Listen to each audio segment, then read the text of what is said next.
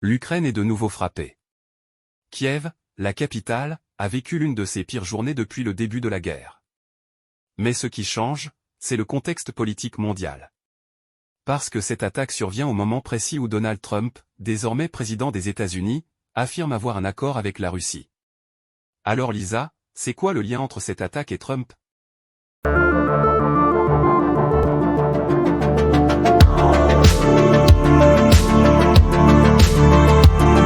Ce lien, Volodymyr Zelensky l'a lui-même formulé. Selon lui, cette attaque russe, d'une violence rare, est une forme de pression directe, pas seulement sur l'Ukraine, mais sur les États-Unis et sur Donald Trump lui-même. Zelensky considère que Moscou cherche à influencer les négociations, à montrer que c'est elle qui tient les cartes, en bombardant de façon massive, au moment où les discussions sont relancées par Washington.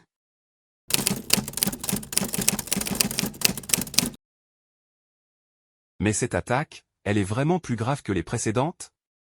Parce qu'on en a déjà vu beaucoup. Oui. Selon les sources ukrainiennes, plus de 80 missiles et drones ont été lancés en une nuit, ciblant des infrastructures critiques à Kiev, mais aussi dans d'autres régions. Des victimes civiles ont été recensées. Des hôpitaux touchés. Ce n'est pas une frappe ordinaire. Et ce qui interpelle, c'est sa synchronisation avec le calendrier politique américain. Donc Poutine aurait fait l'exprès de frapper au moment où Trump entre en scène? C'est en tout cas l'analyse de Zelensky. Et il faut la comprendre dans un contexte plus large. Trump affirme qu'il peut régler cette guerre en moins de 100 jours. Il parle d'un plan. D'un accord. D'un retour à la paix. Mais quel genre de paix?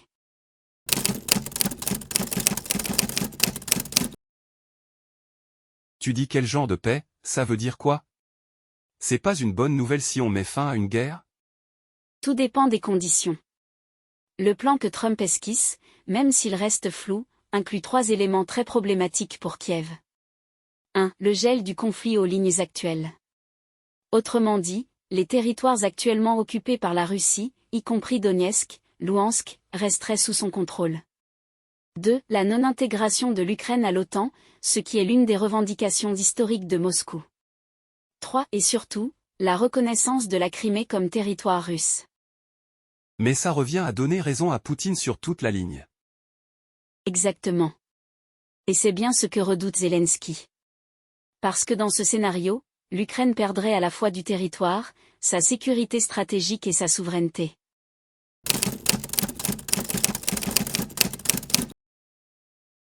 Et côté russe? Comment ont-ils réagi aux déclarations de Trump? Le Kremlin a salué la position de Trump, notamment sur la Crimée. Ils y voient un tournant. Un président américain qui accepte publiquement que la Crimée ne soit plus ukrainienne, c'est un énorme levier politique. Mais ils veulent aller plus loin. Moscou semble vouloir imposer ses termes avant que Trump ne dévoile les siens. D'où l'interprétation de Zelensky, cette attaque sur Kiev serait une démonstration de force, un avertissement adressé à Washington.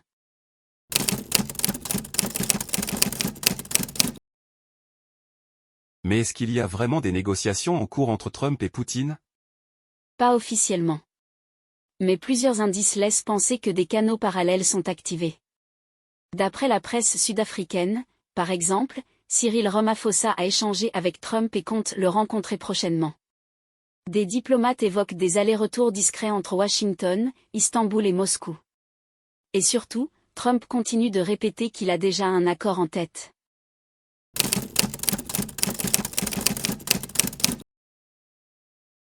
Et l'Europe là-dedans? Elle dit quoi? Elle fait quoi? L'Union européenne est très prudente. Les diplomates européens s'opposent à une paix imposée par Trump qui ignorerait les intérêts de Kiev. Mais certains États membres s'inquiètent aussi de l'enlisement de la guerre. Ils veulent la paix, mais pas à n'importe quel prix. Et tu crois que Trump peut vraiment imposer un accord? Il a le pouvoir d'arrêter une grande partie de l'aide militaire américaine. Et ça, c'est une arme redoutable. S'il la suspend, l'Ukraine se retrouve vulnérable. Et c'est peut-être aussi pour ça que Poutine intensifie les frappes, pour montrer que le temps joue pour lui.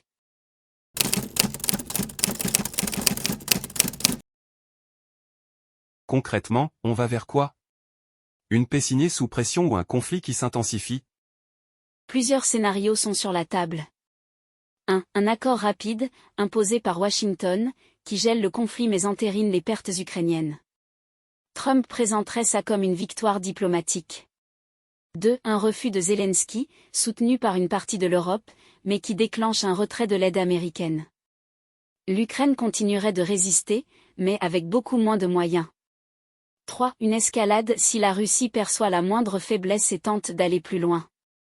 C'est ce que craignent beaucoup d'observateurs, qu'un cessez-le-feu mal négocié ne soit qu'une pause avant la prochaine attaque. Trump a promis qu'il réglerait cette guerre en 100 jours. Mais à quel prix? Et pour qui? La paix est une promesse séduisante. Mais si elle se fait au détriment de la justice, de la souveraineté, et des victimes, alors ce n'est pas vraiment une paix. C'est un compromis imposé. Et c'est ce que redoute aujourd'hui une grande partie de l'Ukraine. Alors que les bombes tombent encore sur Kiev. Merci de nous avoir suivis jusqu'ici. Si cette vidéo vous a éclairé, pensez à vous abonner à la chaîne. D'autres enquêtes arrivent très bientôt.